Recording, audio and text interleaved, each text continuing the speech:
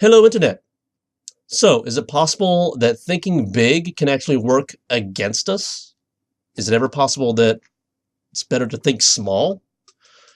What is this magic formula for success in reaching our goals?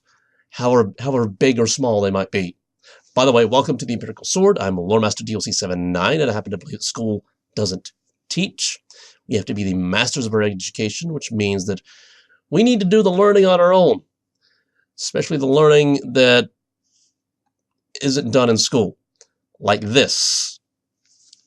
So, think big or think small. By the way, little side note is I did this entire video off camera, getting the thoughts organized in my head, and at the very end, I'm like, oh, I should have been recording for that whole thing. Hopefully, I remember the entire thing. Just hoping. Anyway, thinking big is good. It helps us come up with very big goals that really stretch our potential, make us grow as people. But the problem is a lot of people, they don't know how to think big right. Let's use money as an example because money is easy. I don't mean easy as in it's easy to get. It's easy to use it as an example. Let's say your big goal for money is, I want to be a millionaire. When do you want to be a millionaire? Now, of course, branching out from money, we could, maybe you have a fitness goal of, I want to be healthier. Okay, what does that look like? Or maybe you have a relationship goal. I want to meet someone, or maybe you've already met someone and you want to strengthen that relationship, or maybe you just want to be a better friend, or a better parent, or a better son, better daughter, better brother or sister, whatever. What does that look like? Or maybe, like a lot of people, you suffer from depression or anxiety, or maybe you have an anger issue. A lot of people today have anger issues. I work with a few of them. But maybe your goal is to somehow manage that. What does that look like? See, this is why money is easy, because I want to be a millionaire. That already takes care of the what does that look like. But we're still left, even if we figure out what does that look like for, I want to be a better friend, or I want to be healthier. Even if we figure out what that looks like, maybe your healthier thing is, I want to run a mile in a minute. Okay, we know what that looks like, but when? When do you want to be able to run a mile in a minute? When do you want to be a millionaire? A year from now?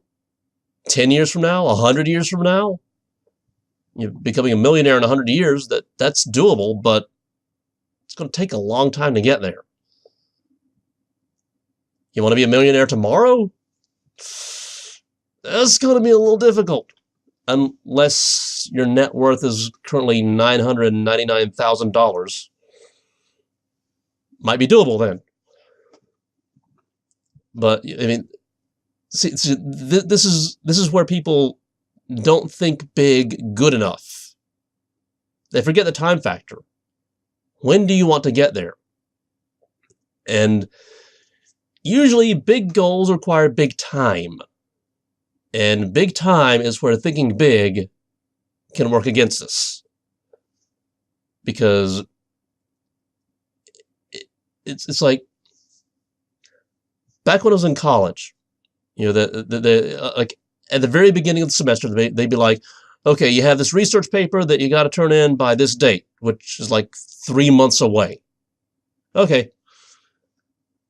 Me, I would procrastinate and save everything for the last minute, and I would do all the research and hammer out the research paper in like 1 or 2 weeks before the due date.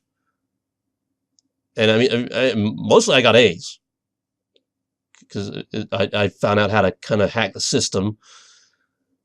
It's kind of like cheating, except it's not.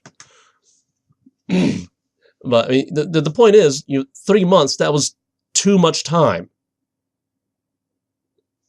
I mean, if I had used that time properly, maybe I would, but anyway, getting into the real world, away from school,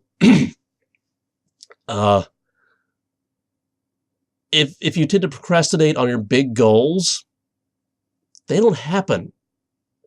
There's in the real world, there's no saving it to the last minute. It's like the thing of, yes, you can spend 100 years working to become a millionaire, and then you're a millionaire. But if you wait until the last minute and try to become a millionaire overnight, it's not going to happen. See, again, this is kind of why money is easy as an example. It's very quantifiable. But the trick here is to think small. What are the daily things that you need to do to reach your big goal? The weekly things, the monthly things, the yearly things. What do you have to do today to get you a little bit closer to your big goal? What do you have to do by the end of this week? What do you have to do by the end of the month? What do you have to have achieved by the end of the year to get you a little bit closer to your big goal? This, by the way, is a technique called microtasking, which is something I learned about while doing research at the INTJ personality type, my personality type. See, we INTJs, we have a bad habit of setting really big goals for ourselves and then procrastinating and putting things off to the last minute, or worse, we don't see the progress toward the big goal, and we start procrastinating then, and we just eventually just walk away and give up, don't do things. And by the way, this is not just an INTJ thing. It works for all human brains, all of them. Just, I think INTJs are a little more susceptible to the setting of really big goals and then I'll get to it whenever. So microtasking is a little more useful for us because we're more likely to go for a big goal, and then you need to break it down into smaller tasks, micro tasks, micro goals, small goals that, when added together in the right order, equal a big goal. This, by the way, is the secret formula to reaching your goals or achieving your success. Microtasking. What do you have to do today to get you a little bit closer to your big goals?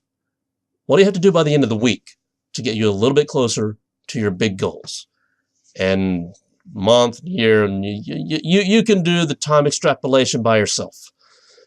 I won't bore you with doing that, even though it is technically a useful mental exercise. But it's monotonous and it's boring. And by the way, I'm getting a lot of this from the book, The One Thing.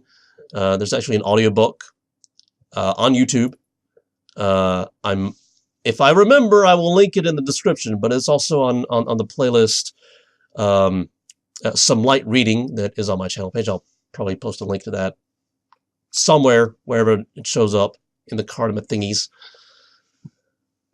Warning, it is a 5-hour long audiobook, so be sure you have time. What was I talking about?